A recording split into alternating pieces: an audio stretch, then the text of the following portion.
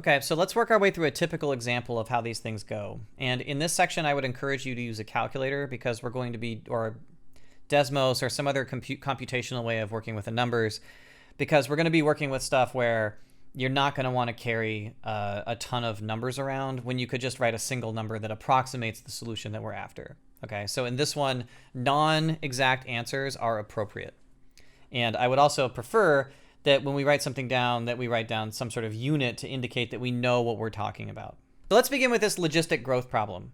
And we can identify already what the setup is for the situation that we're looking at physically. The initial population that I'm looking at here is 100 individuals, whatever individuals those are. I know that my carrying capacity is 1,000 because that's down here. That's the M. So M is equal to 1,000.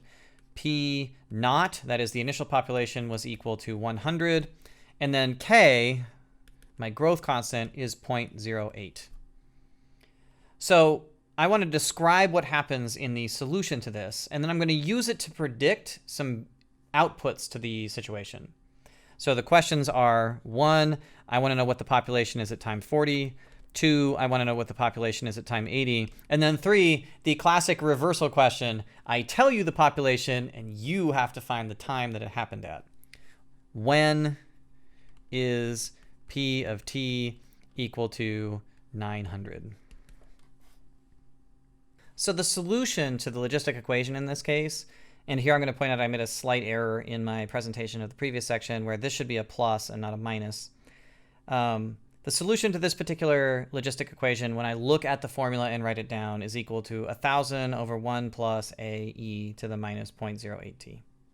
So this is the form of our solution with everything worked out.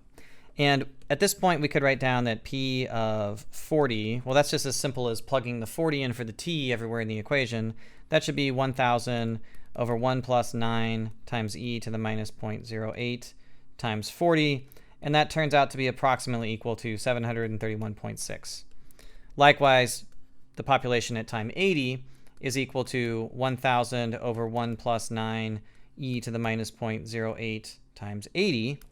And that turns out to be approximately equal to 985.3.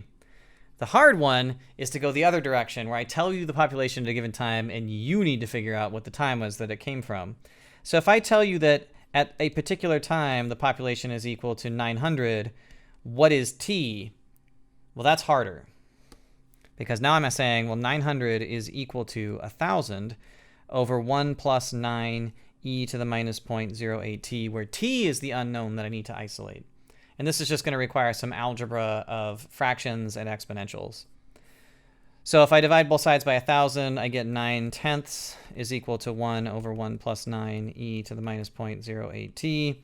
I can flip that over to get 10/9 is equal to 1 plus 9 e to the minus 0.08t. Subtracting 1 from both sides and dividing by 9 is going to give me that 1 over 81 is equal to e to the minus 0.08t.